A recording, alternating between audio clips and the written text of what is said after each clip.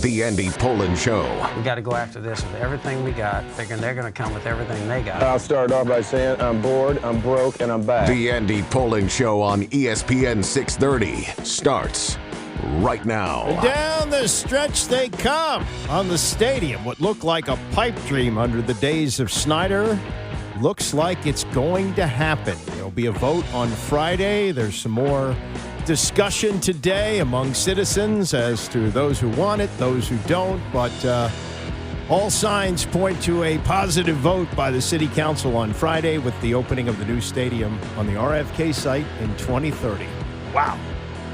Sir Anthony Dominguez, 2 different teams, same day, didn't have to leave the field to do it, pitched for his second team on the second game.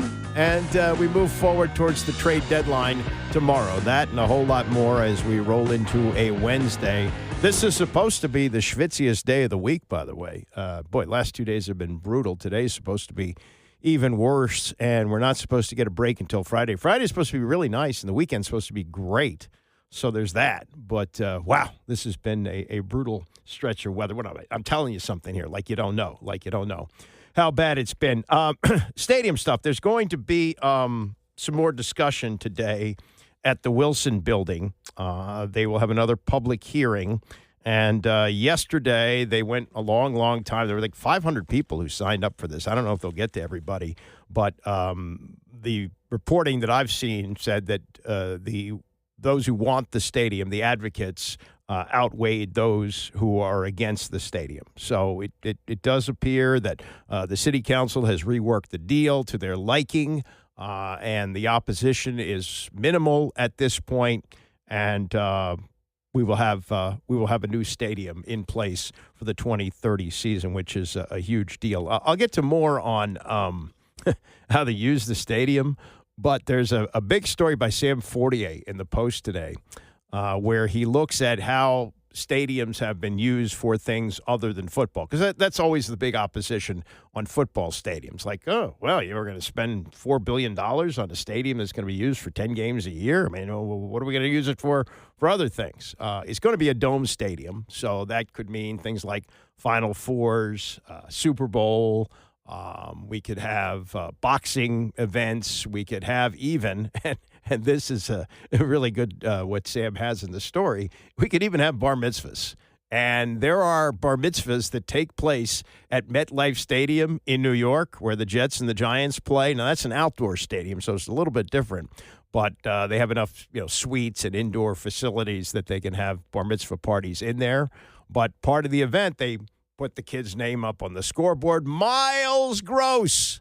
And according to an event planner, if you plan a bar mitzvah at MetLife Stadium, it could cost $300,000 to $400,000. Yeah. Now, I don't know if bar mitzvahs will be that big in this area, but there are some people with cash, and the idea is to use the venue as much as possible during football season and off season. So if you got that kind of cash, maybe you too can have your own Miles Gross bar mitzvah and have it at the new stadium when it opens in 2030. Meantime, and this is what happens when you have a good team, a team that did well last year and is picked to do well this year with a coach who's gotten a lot of accolades and should in Dan Quinn, and a quarterback who looks to be the quarterback of the future. Already after year one, he's ranked in the top 5, Jaden Daniels. So yesterday, Kevin Clark, who does a podcast on ESPN called This Is Football, went out and did stand-up interviews with both of them. I'm going to play parts of them here. This was first Dan Quinn with Kevin Clark, on what he sees in football players and how he gets to their core in coaching them. I think you have to know the man before the ball player, and who are some of the heroes of your story growing up. And if you can get to that, maybe and that grandmother was the most influential. Why do you play football? Why do you love this so much? Might have been something from coming up they had to overcome. Might have been something that, the family, whatever that purpose is, when you can get to that, you can coach the player further because you know what drives them. And they also have to know that about you. Yeah. It's not a one-way street. So the connection players to coaches, it's both jobs to connect.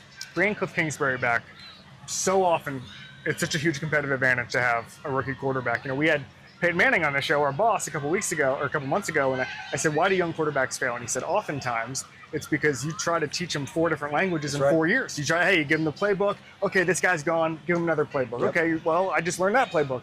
How much is that stability, bring back the entire coaching staff, going to matter on this team?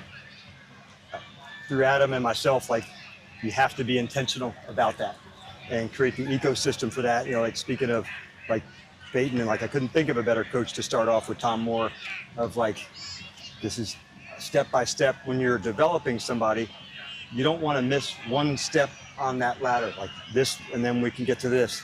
And we'll be able to do some more things in year 2 because we've taken the right steps in year 1. So I think oftentimes as coaches, we want to hurry up and get to the next install, to the next thing, man. Let's make sure, what does the player know? What can they execute? And that's ultimately what matters. And so I think about Peyton and, his work ethic is legendary. Jaden has a lot of those traits from working and wanting to be right and loving football. And that's not something that's coming from coaching, but it's our responsibility to say this step, and be very intentional about it. That's awesome. A couple questions about Jaden. First of all, what are you challenging him? You said a lot of it is just him wanting to be great. Obviously, he's going to put in the work. But in year 2, I'm sure you're putting things on his plate. What are you challenging him with to get better at? He started the offseason. These were specific technique things, so that was the on-the-field portion. Then, how can we also get rid of some concepts that, okay, was this worth the squeeze to go through it? And then add some. So that's the balance of finding the right flow that he and his teammates can, absolutely execute and go let it rip. But he's off to a great start. He's really a focused and hard working dude, much like Peyton. The unseen work is really what matters the most, that they got to put it in. Can you give an example of the unseen work? The unseen work would be just recently, it's dark out, and I see him walking in the early hours of the morning, walking back off the field because he was already going through some things that he wanted to do to be ready for that day. That's a good silhouette to see. Yes, Your star player walking off the field. I was in the weight room and looking out, and I'm thinking, okay, you got it. Yes, yeah, we got it. Yeah, I don't need to acknowledge that. I need to, and I know that happens. He's early and doing extra, but it is it's who he is. It's all the time, and it is one of the things I really admire about him. Last thing for you, biggest badass on this team. We always do badass. We've done it with you before. Biggest badass on this team. All right. There's a couple of levels of badass for sure. Let's go through it. All right. I'll say if I was badass, blitzing, energy, I'd bring Frankie Louvu. Yeah. If I had to go into a fight, into an alley, and it was me and one other, I would bring Javon Kinlaw. Okay. You want to talk? Come on. me and JK are here, and we're ready. And then if I had to go figure out how to do something and I would find whatever plan that took to get it done, I would call number 5. Yep. Because this is how we want to do it. He's methodical. So I don't know if that answers your question. There's probably not one. It did. But there's different kinds of badasses. You mentioned 2 guys who are obviously in the front 7 this year. How much is that going to how much? John Kime put out the thing a couple days ago about the fourth quarter pass rush being towards the bottom last year. You got to close games. What is the front 7 with Von Miller, with those guys in year 2, Javon Kinlaw obviously in the mix? What is it going to look like this year? I think let's break the whole thing down. Quarterbacks where it starts, and then our league and line of scrimmage league. It's both sides. It's the offensive line. It's defensive line. It's what we call winning time moments. End of the game, end of the half. Yeah. This is when it goes down, where there's even a heightened level of intensity and urgency, and so you have to practice it.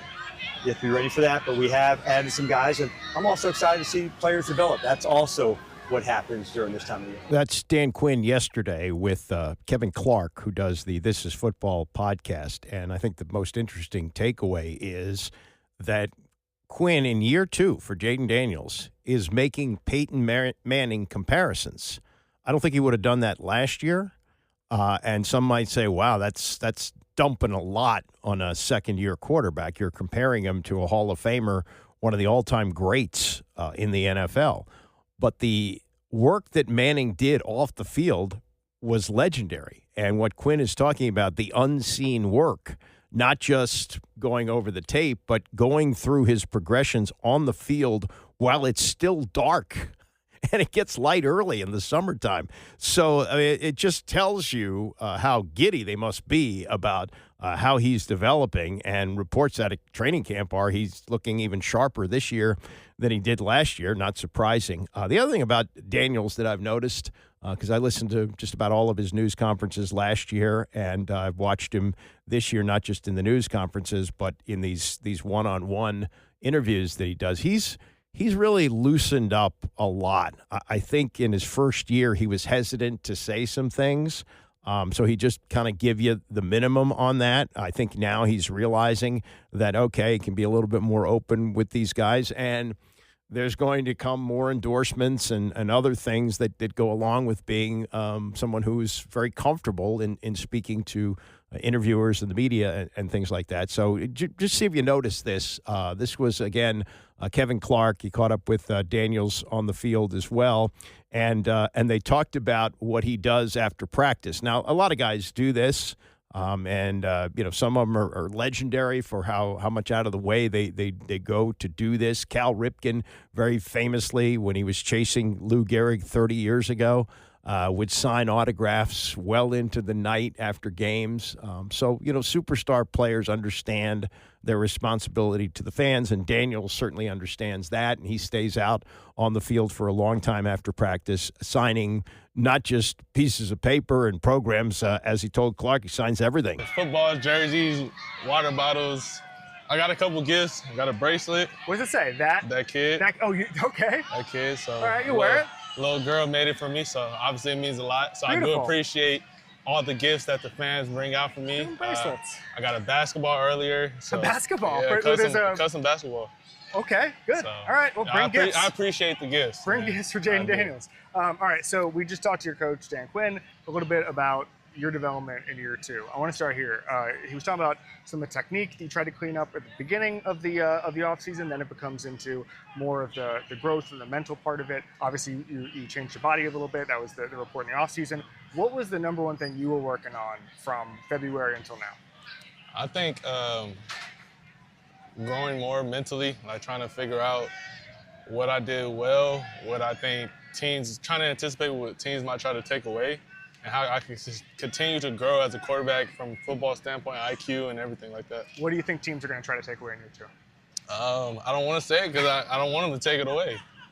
I don't want to take it away. Good idea. Good. Anybody can watch this. Anybody can watch this. Giants, Eagles, anybody? Yeah, anybody. All right, so let's talk about Dan Quinn was talking about winning time and just drilling in and knowing how to close games. You obviously were able to do that last year.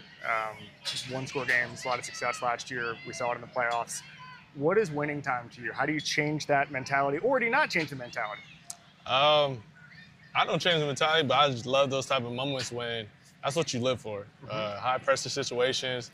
That's when you're out there to showcase, the best of the best. Obviously, the great ones are able to figure out a way to win no matter how bad they played. Quarters 1 through 3, you can throw 5 picks, but as long as you win the game, it's still gonna feel bad that you threw 5 picks, but it's gonna feel better that you got the win at the end of the game. Where did you develop that mentality? Was that when you were younger? Did you learn? I think that's just a younger thing for me. It's like, man, I'm going out here and I want the ball in my hands in those situations, the high-pressure moments, to hopefully help my team win a game. Biggest difference between the 2024 Commanders and 25 will be what? We got to see. All right, let's do some quick hits. Most new teammate you're most impressed with? New teammate I'm most impressed with? I'm going to say Von Miller. What is it about him? I mean, you talk about winning time. Yeah, he's exactly. going to be able to close. His veteran presence, his experience that he has, and I'm a guy that loves to learn, so be able to learn from a future Hall of Famer is most definitely on top of my list. And Laremy Tunsil too. There you go. Yeah. Tunsil coming in, that's just so important. So important. Important. Last thing for you, looking at the numbers last year, I think that the deep ball is the one thing I think that can grow even more, even from the phenomenal success you had as a rookie. What goes into getting a better deep ball this year at the NFL level? In the college level, you did it better than anybody in the history of football, better than even Joe Burrow. How do you develop that in year two? Timing, and I just reps. That's one thing I did at LSU with my guys. Obviously, they're or you know who my two guys are, respectively. They're doing what they're doing, but we just rep that over and over again. When those times came when they played man coverage against us, I knew my guys were going to win. They knew I was going to put the ball where it needed to be. So at the NFL level, we'll see that soon? Yeah. That's Jaden Daniels yesterday with Kevin Clark. I like the part where Clark asks him, what's going to be the big difference from year one to year two? And he said, we'll see. He didn't give it because he's like this. He's not, a big bravado guy. He didn't say, well, last year we knocked on the door, and this year, kind of paraphrasing Bum Phillips, this year we're going to knock the door down and go to the Super Bowl. He doesn't roll like that. He's very modest.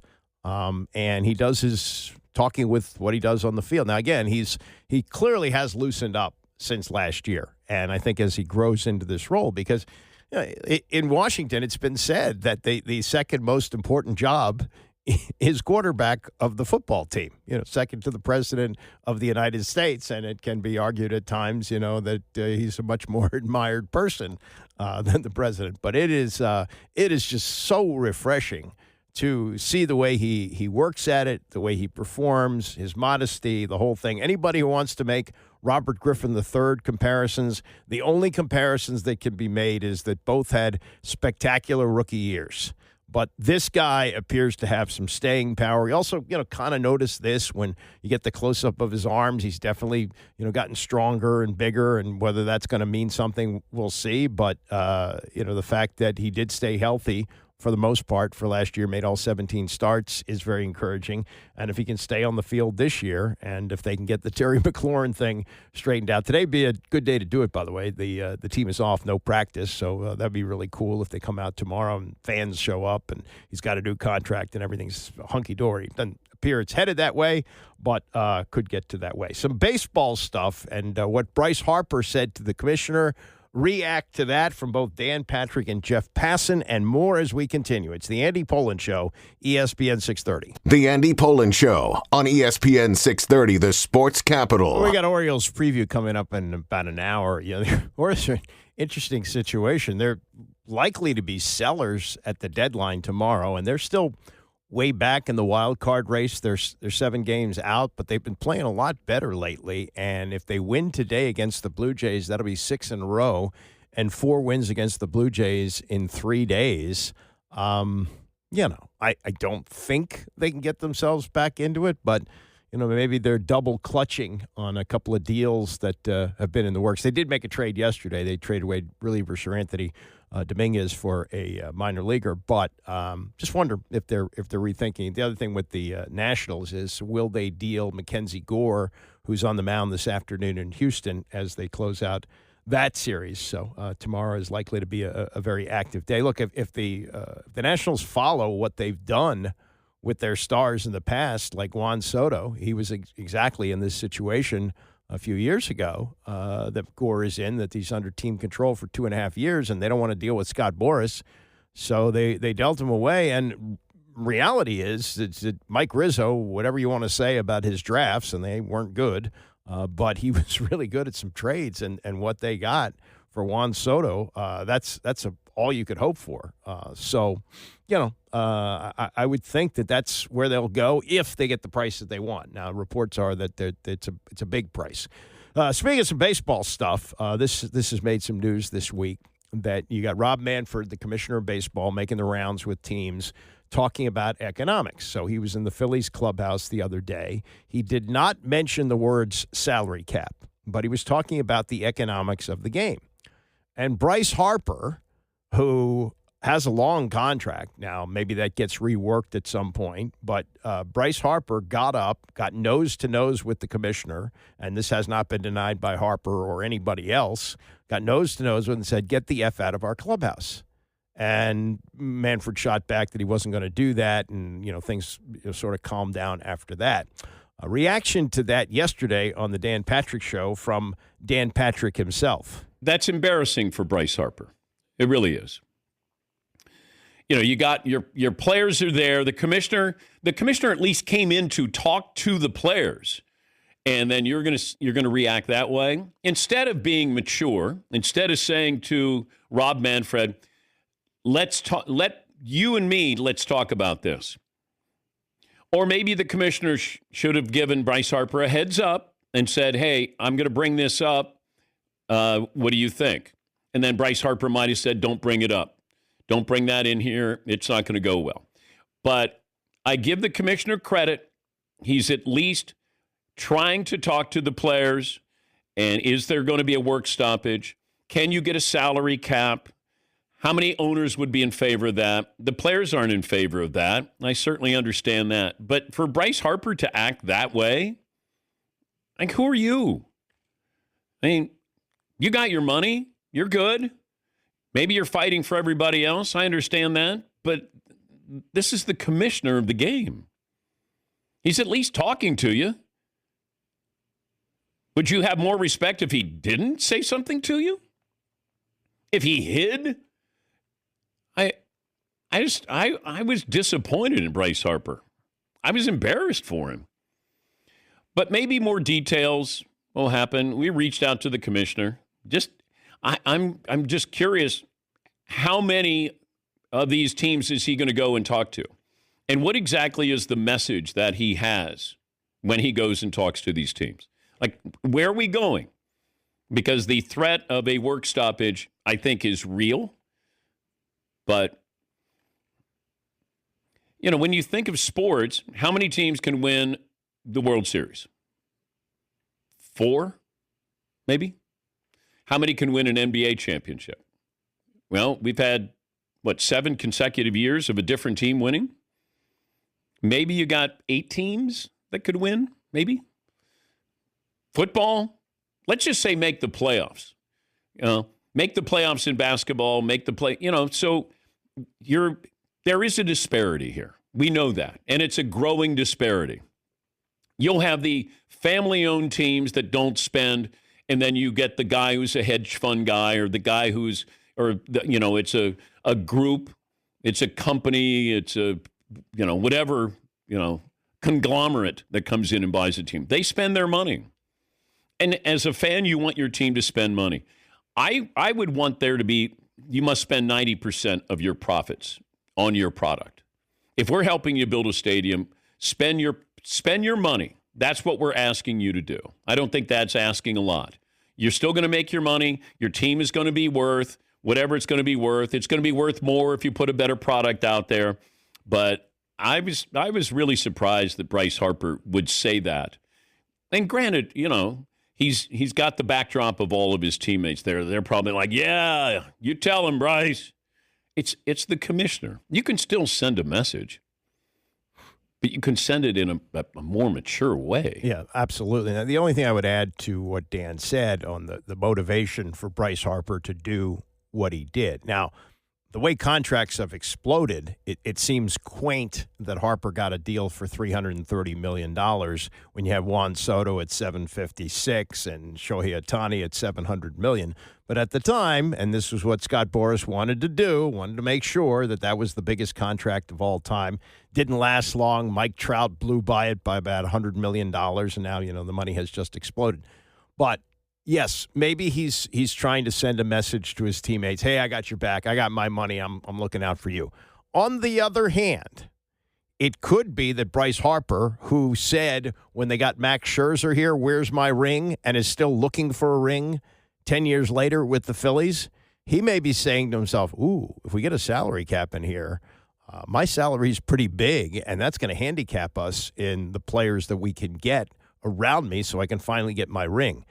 I believe there's some selfishness in there. Now, he's beloved in Philadelphia. The fans love Harper, and it looks like his teammates love him much different than when he was here and Jonathan Papelbon tried to choke him at the end of the 2015 season. Remember that? But I do think that there is some selfishness here in that he's looking at his contract and what that might mean for a salary cap and what they could do with other players. Again, it's at $330 million. He seems like a bargain compared to some of these other deals that have been signed in recent years. But still, I think there's that's in play with his anger with the commissioner.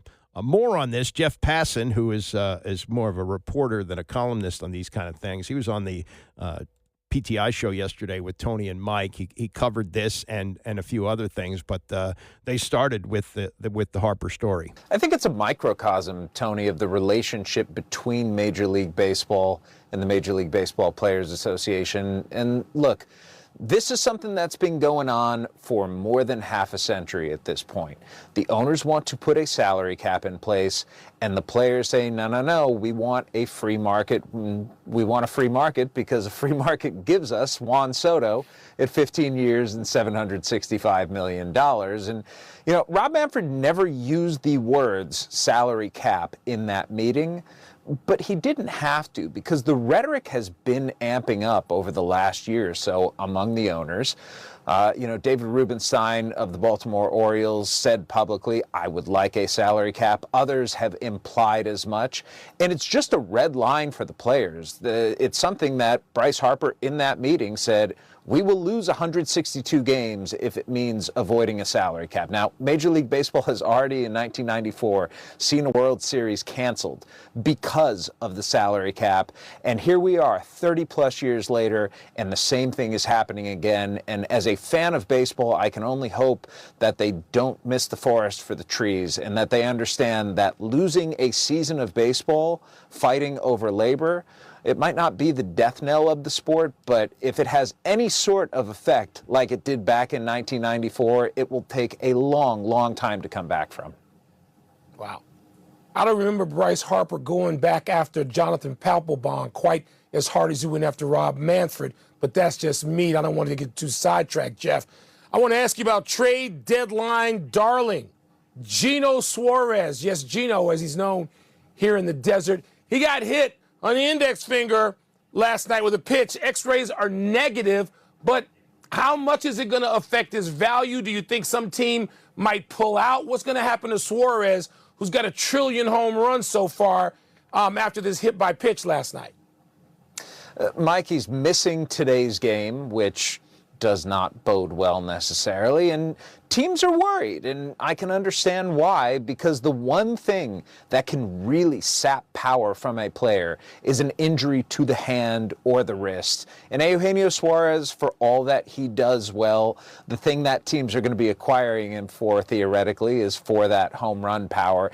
And yet, because it's not broken, I can't imagine a team is going to sit there and say, well, if we're going to acquire him or not acquire him, a bruised finger is going to keep us from doing that. That just doesn't seem particularly realistic. But look, 48 hours out from the deadline, teams are looking for all the leverage that they possibly can get and all the reasons not to pay as much as the Diamondbacks want. I foresee him going by the end of the deadline and being potentially the biggest name to go. Do you have a favorite landing spot for him, Jeff, just to follow up? I mean, the Cubbies seem pretty perfect. I know Matt Shaw has played really well lately, 4 home runs in his last 9 games. Yeah. Seattle Mariners are another spot. I'd say to a lesser extent, the Cincinnati Reds, Philadelphia Phillies, and Detroit Tigers. Someone's going to get him. Someone's going to be really happy to have gotten him. All right, speaking of injured stars who could impact everything, Aaron Judge's injury, we still don't know, of course, when he's going to be back and when he's going to be back fully as Aaron Judge. Do the Yankees do anything? What's their mindset now going into these final 48 hours, not knowing about their star? The Yankees have been really proactive still on the trade market, and yet you have to acknowledge that without Aaron Judge in that lineup, it is a completely different team. If Aaron Judge is not a New York Yankee right now, they're playing the whole season without him, this is probably a 500 team. That's how good he's been this year, and you don't know what kind of Aaron Judge you're going to get back. But let's also look at what the injury is. It is a flexor injury in his forearm and connected to his elbow. It's the sort of thing where even if he can't throw, he still will be able to hit. He will be able to DH. And the hope is to get him back around that 10-day mark off the injured list and to ease him in after a week or two of DH back to playing in the outfield. But look, even if he's not in the outfield all the rest of this season, he's still going to be a force in that lineup. And because of that, the Yankees are shopping for closers. They're in on David Bednar. They're in on Ryan Helsley. I anticipate that they are going to get a big relief arm before the deadline is over, perhaps 2 relief arms, and they're also looking at starting pitching as well. We will get you out of here on this, but we will ask you to be quick in the answer if you could. Are there any other players or is there a team that you're keeping an eye on for activity as the trade deadline approaches?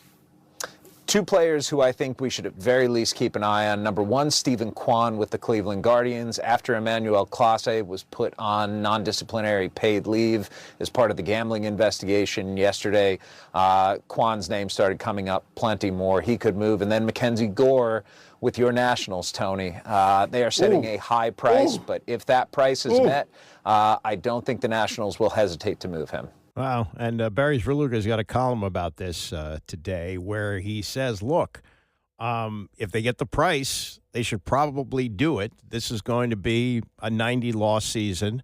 The way they have maneuvered in the draft and free agency in recent years doesn't look like they're going to make a big step up next year.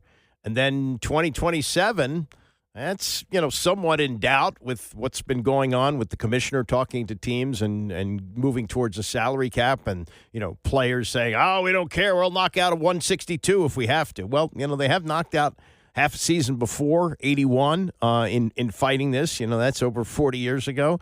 In 1994, we knocked out the postseason, second half of the year. I guess maybe August when they went out, whatever it was. We had no postseason in 94. So it could happen, meaning that what's left for team control with Mackenzie Gore could be, this year for sure is going to be a bad year. Next year, barring some type of miracle, it's going to be another losing season. And then 2027, even if they make a step up, we don't know how much season we're going to have. So it might make sense. And they've shown in recent years they don't want to deal with Scott Boras.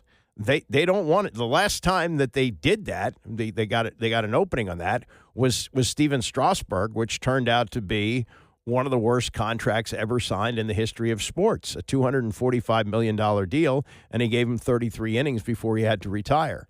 So I would not rule out a deal for Mackenzie Gore. And while Gore has been an all-star, he still has not shown me that he's going to be a superstar pitcher. He's able to help somebody this year, and somebody's going to want him at a deadline deal to get over the hump, to get to the postseason and see what they do there. But I would not be opposed to seeing them trade Mackenzie Gore. It's Mike Rizzo's gone, so there's new management and so forth. But I think it would make sense if they get their price. And on the Juan Soto thing, when we look back on it now, we say, probably that was the right thing to do. If Juan Soto was here, this would still be a bad team with Soto eating up a lot of money that this ownership group doesn't want to pay. But, could you build a championship team around Juan Soto? Maybe, but I think you have to spend a lot more money, which they're not willing to do right now. Maybe this is paving the way for an ownership change too, in that, you might want to look at the Gore situation and say that might make it a little bit more attractive for new ownership, and that they get, a big haul of prospects, and you don't have the headache of dealing with a contract extension with Scott Boras, that kind of thing. So I would not be surprised if they deal him. There'll be some other guys who will be dealt today for sure. The Orioles are looking to be sellers as well. We'll get to that more in Orioles preview in the next hour. Coming up in the next hour, Orioles preview. We'll get to the trade they made and the trade that they might make, plus J.R. Richard and what happened 45 years ago today. It's the Andy Pollin Show, ESPN 630. My, how the pitching business has changed. Pitch counts. Pitcher throws a pitch. He stumbles a little bit. They take him out of the game. He has a hiccup. They take him out of the game. Well, 45 years ago today, J.R. Richard, who was one of the best pitchers in the game, a phenom, a fireballer, was called lazy, was criticized for feeling not up to par. Go out there and pitch. Now he's warming up to pitch, and he suffered a stroke. He was never the same, and people who criticized them stepped back and said, whoa, whoa, whoa, whoa, whoa. I got to look at things a lot differently than I have, and we'll get to that coming up later this hour. Also, Orioles preview as they close out the series with the Blue Jays today at Camden Yards. God, it's going to be hot. Whew. 97 degrees with a 12:30 start. We got coverage here coming up at noon today. Some football stuff, not much to report out of Ashburn. There's nobody there today. They got the day off, so there's nothing to report on the Terry McLaurin stuff. Now, maybe they're working behind the scenes, get a deal done. And by the time they get on the practice field tomorrow, everything's fine, and Terry McLaurin is signed. But all indications are they're far apart. They're not close to making a deal, and that McLaurin is asking too much. And for somebody who's about to turn 30 years old, they don't want to do that. So we'll keep an eye on that, but that has been the topic of conversation. I wonder, I'm taking next week off, so I'm wondering by the time I get back, second week of August, will we still be here with that? Now, they got an exhibition game coming up a week from Saturday, I believe. It's they're playing at New England, and then they got two of them at home. He wouldn't play in the first exhibition game anyway, but I think they'd like to get him on the field a little bit in the second one, which would be a home game. So I would think that would be somewhat of a pressing deadline, but maybe not. It's I did not expect it to go this far, and here we are. All right, Daniel Jeremiah, who's with the NFL Network. He also does color for the Chargers radio. He's a former player at Appalachian State, was a scout in the NFL for a long time. And he was on the Dan Patrick Show with a lot of NFL nuggets yesterday, including this, that here we have the defending champion Super Bowl quarterback in Jalen Hurts. Yet when you look at all these lists of the top quarterbacks, he's not in the top 5, the top 6. I mean, for a guy who's played in 2 Super Bowls in a relatively short period of time and just won one with the Philadelphia Eagles and is part of one of the most devastating plays in football, certainly the most controversial, the tush push. He's kind of the Rodney Dangerfield of championship quarterbacks, and this is what Jeremiah discussed yesterday with Dan Patrick, among other NFL things. With Jalen, I was talking about this the other day. If you were to go through like the great teams and you're going to have a draft off of their players, that to me is a fascinating discussion of like which pick would Jalen Hurts be off of the Eagles. Like, you know, just in terms of talent, he's probably not one of the 3 most talented players on that team. And you wouldn't say that about, you know, Josh Allen with the Bills would be the first pick, Mahomes with the Chiefs would be the first pick, you know, on and on. You kind of go through that list. So that's where that becomes a challenge. Yeah, I think that's a great point. And look, these lists drive me crazy, but sometimes I have to acquiesce and go, okay, I'll do it. We're talking to Daniel Jeremiah, former NFL scout. He works for NFL Network, does a great job on their NFL draft coverage. You were at the Titans camp, and it feels like, is Cam Ward officially the starting quarterback for the Titans? Yeah, I mean, I don't know if they've officially announced it, but it's clear and obvious when you go out there and watch him that he's the guy. And he did some good things when I was there. He made some big-time throws. He had a practice in the stadium the other day, and, you know, he's got a lot of ability. He's got a loose arm. He can move around, which he's probably still going to need to do. I know they efforted to really upgrade that offensive line, but it's still, you know, it's a little bit leaky. But I was talking to their leadership there with the president and general manager. I said, you know, the kind of the cardinal sin in football in the NFL right now is you can't be bad and boring, Dan. Like, you can be one or the other, but you can't be both. And this is going to keep them from being a boring team. They're going to be a fun watch. You know, with Ridley making some plays down the field, and, you know, Pollard's a good running back, and now you've got an exciting quarterback. There's going to be turnovers. There's going to be some ugly moments, but I contend when you have a young quarterback, you're smart to try and, you know, put all those resources on that side of the ball, because not all losses are the same. With a rookie quarterback, if you're losing 28-27 or 28-24, and he's, you know, showing some flashes, it's a heck of a lot better than losing 13-9. Yeah, you know, that's part of the problem where, like, Carolina was bad and boring. I mean, Bryce is fun and showed glimpses last year, and they're probably going to be better. And then I look at the Cleveland Browns. They got Myles Garrett, but I don't find them entertaining. I don't know if people are going to come on, kids, we're going to go watch Myles Garrett today. They're kind of in, you know, no man's land. While we talk about their quarterbacks, they have 2 first-round picks for next year that I don't know if it matters what they have this year because of those first-round picks next year. So how do you assess Cleveland? Are they bad and boring as well? I think the defense has a chance to be good, but that doesn't make them less boring. So I do think they're in the boring category for sure. I don't know that I'm willing to put them totally in the bad category yet. And I think Flacco, even at this age, he'll make them competitive. He'll make some plays. But I look at them, Dan, with those two first-round picks you mentioned, and this year should be, in my opinion, about discovery. People don't want to hear that, but I want to end the year. I'd like to know what I have in those two rookie quarterbacks. At least let them play a little bit, so I have some idea of what I have before you go into a draft. So everybody, the season hasn't even started yet. What are you talking about? Joe Flacco is going to take us to the AFC Championship game, and I'm like, I don't really see that happening. But it would be a shame to get through this whole year for them to be kind of a right around or under 500 team and to not see those two rookies and not know what you have going into year two. Yeah, I think that certainly Shedeur is going to get a chance to play, probably start a few games as well, but more likely to use their two first-round picks on a quarterback next year, the Rams or the Browns? I would say, if the quarterbacks live up to, some of the love they're getting over the summer here for next year's quarterback class, depending on who comes out, I would say that they're both.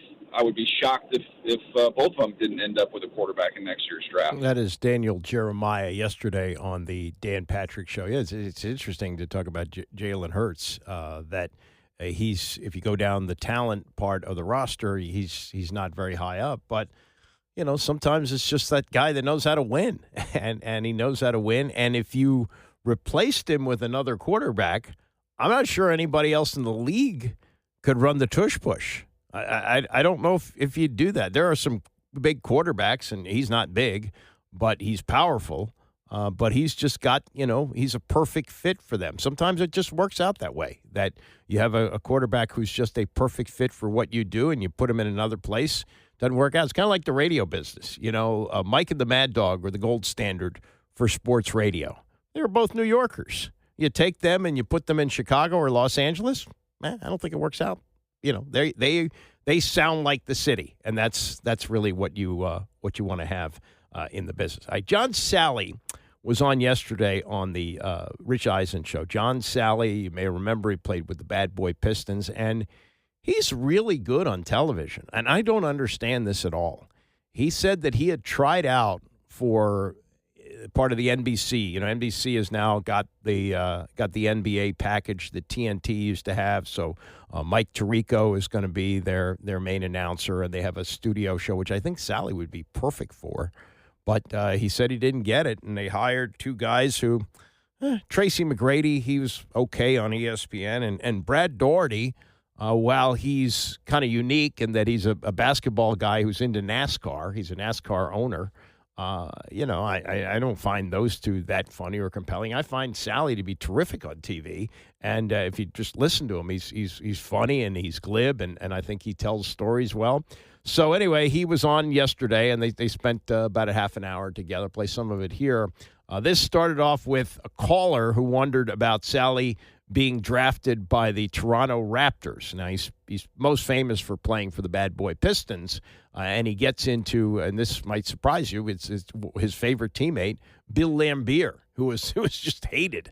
But it started out with the question about how he wound up with Toronto being drafted and then moving on to play for the Bad Boy Pistons of the late 1980s. Again, John Sally with Rich Eisen on where he was drafted. I was supposed to be a Chicago Bull first. At least that what Jerry Krause told me to my 3 meetings as a high school as a so cop. You're talking about draft. He was like, I'm going to draft you, and Doug Collins is like, yeah, and I went and I hung out with Reinsdorf, who I still am really cool with because I do an event with him in Vegas. Yeah, and I went 3 times, and then they said, the 9th pick, the Chicago Bulls, and I started buttoning my suit. They said Brad Sellers, and then I stretched. I was like, and so I told Jerry, he goes, "Hey, long tall, he shoots the ball better than you do." I said, "No, he doesn't." He goes, I said, "Well, I'm gonna take it out on him every time I play." And did you? Oh yeah. And Brad Sellers is a good guy to me, but he didn't know what my idea was. My idea was, I'm playing against you. I'm glad we won some of those games, but I was on a personal vendetta against him, Boston Celtics, who else? Washington Bullets, Philadelphia 76ers, like certain places that had me come in and didn't draft me, I went at them. But to go back to his question, when I got out of my deal in Toronto, and this may be controversial the way I say it, I was the only free slave in the NBA. And what I mean by that is I bought my rights back. So I had my waivers, and I can choose where I wanted to go. Yes. And when Jerry Krause called, I said yes. And James Edwards Buddha was already there, and Dennis was Right. taking over at that spot. We went in, and for everybody out there, the NBA is like IBM. You play in the Los Angeles office, or you play in the Chicago office. So I was in the NBA. When I was young, I just said I wanted to be in the NBA. I wanted to be a Celtic because I was a Celtic fan. I love green and white, but the red, white, and blue in Detroit was my colors. Well, I mean, and thanks for the call, Jason. I was in Michigan as a student when the bad boys were taken off. Yeah. Mahorn and Chuck Daly wearing those suits looking like John Gotti. Oh, Daddy Rich. And Isaiah. And Dumars was like one of the only likable guys, for New York Knicks fans sitting there in Detroit. You guys just started beating the crap out of people. Lambier I despised with a passion. Really? Yeah, what do you mean really? What do you mean really? He is the true American. I give you the floor. He comes in, takes over. Probably, I had great teammates. Ralph Lewis, Chuck Nevitt. Glenn Rice, Willie Burton, and Brian Shaw. Matt Geiger. I love these guys. But Bill Lambier was about the team and winning. It took me until I came to my second Saturn return, that means 60, and it made me realize that Bill Lambier was the person who carved and chiseled steel against steel and was like, you have all this talent, stop wasting it. That's what he told you? Yeah, he said, hey, why do you miss foul shots? I said, what? He said, they're free and you can shoot. Put the ball in the basket. Every basket is worth $100,000 or $10,000. Man, I went from 68 to 79 to 80 because he didn't try to be my friend. He was the vet he was supposed to be. I didn't like a lot of things he did, but, the proof is in the pudding. From the outside world, though, that white on white crime got to stop. Rich, that white on white crime. That's not what I'm saying. I mean, he was filthy. No, he was filthy. He was filthy. I just saw something. I did the Byron Scott podcast, and I talked about Maurice Lucas. Okay. Now, Maurice Lucas was filthy. Maurice Lucas was no joke. To this point, if I see Maurice Lucas now from over there and he doesn't smile at me, I don't care if the door's that way. I'm taking the window. This is not a man that you joke with. So Bill Lambier played the way they played. Yes. He didn't. He reached down at the ball, he boxed you out, and he played every single moment. There was no lag in his game. Well, there's somebody with an opposing point of view. Larry in French Lick, Indiana. You're on the radio. Well, come on, man. Think about this. Were you on the court for that one? Yes, I was. What happened? What happened is... What had happened? What had happened was... Well, this is the deal. If Bill Lambier was on the Boston Celtics, he'd be Heinsohn. Okay. Right? So he played like a Celtic, like Greg Kite. He would be a Celtic. He played hard. Whatever ability he had, he worked it. I'm telling you. Sure. So, but what happened on the court that happened caused is, him to take down Larry and Larry to throw a basketball at him? Okay, so what happened is Larry pump faked Dennis. Dennis went up and his leg got caught on Larry, and then Larry fell. Okay. They both jumped. But he didn't care that Dennis's leg was wrapped around his neck. He cared that Bill Laimbeer was that close to him. and he went at Bill. But Bill didn't do anything that we don't do in basketball until Your Highness, I'm sorry, the Messiah of life, I'm sorry, Michael Jordan came into the league. And you wasn't allowed to hit, but everybody was getting hit, right? So if a guard came into the lane, oh yeah, they were laying wood on him. This was the Bad Boys era. Charles Oakley was now. But the real got... bad boys were the Celtics, and it's funny because what's his name? James Worthy said that they was so dirty. Danny Ainge was Danny Ainge and Bill Laimbeer in one. He was like, people wanted to kill. To this day, people want to kill Danny Ainge. Smart, good guy, but man, they want to go at him. Including Ace Bailey? Yes. For drafting him. So when Larry threw the basketball, he was on, right? I mean, like, what happened then? Well, he threw the basketball, and the referee said, Your Highness, you can't do that. Come on. And they didn't fine him. They didn't tech him.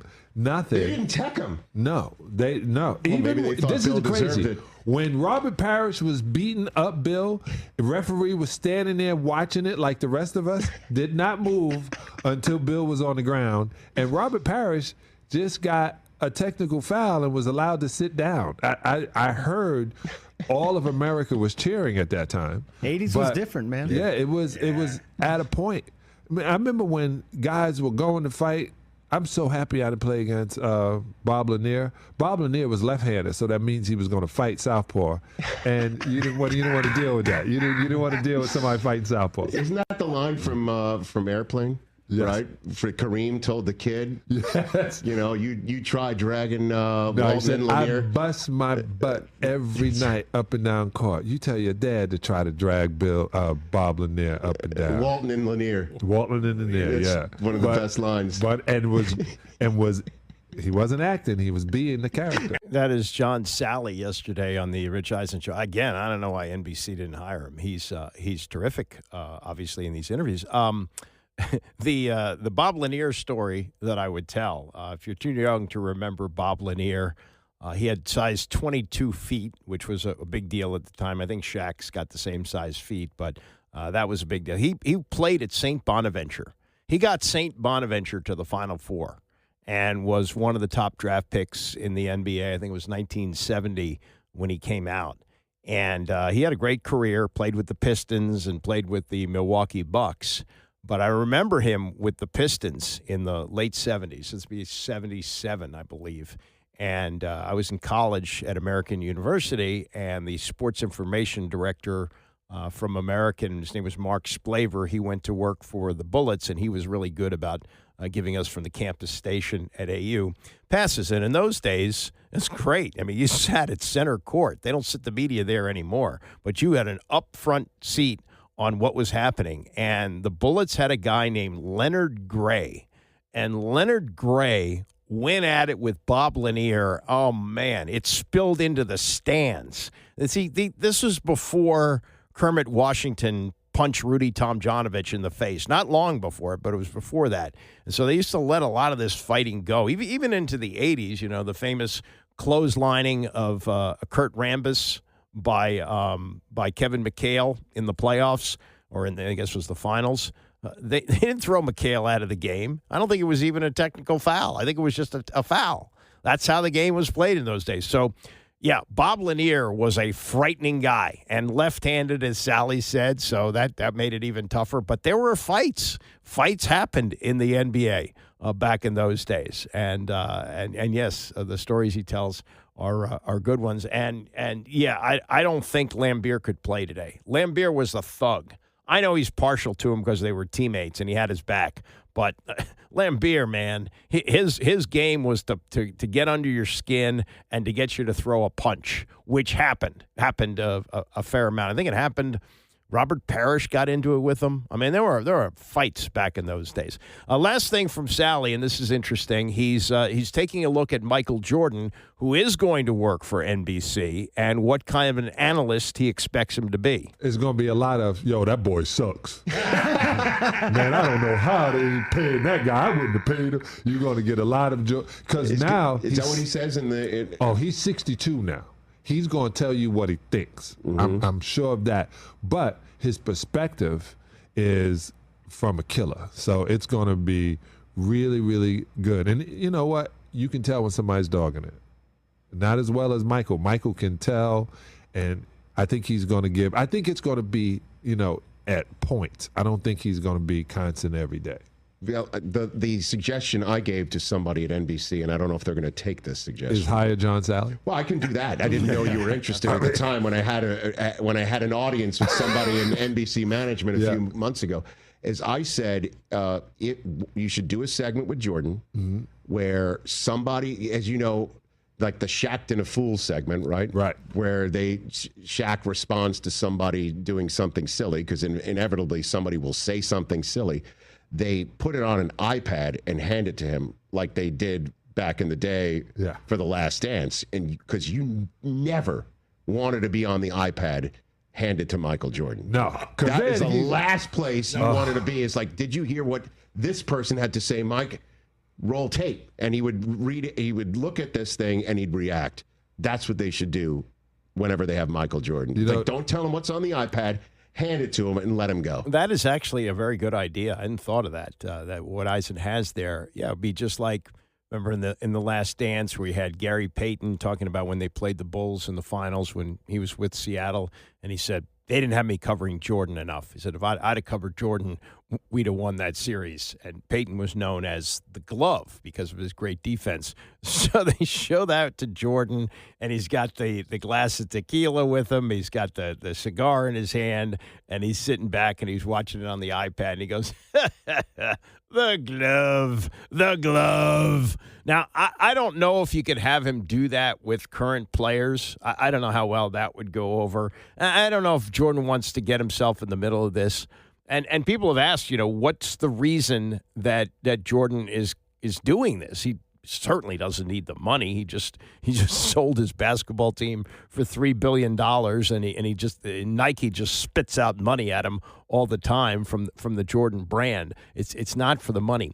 This was an interesting take on this. I don't know if you heard this. I talked about this last week or week before, that he's looking at the way things are going now with people talking about LeBron playing at such a high level at 40. LeBron at 40 is better than Jordan at 40. I think we can say that. But I still say Jordan is the better player. But the tide may be turning enough so that Jordan, who's always aware of his legacy, said to himself, out of sight, out of mind, I better get myself back in the public eye just to make sure that people recognize that I'm the best of all time. Now, whenever he's asked about it, he always deflects. He always says, well, that's for other people to decide.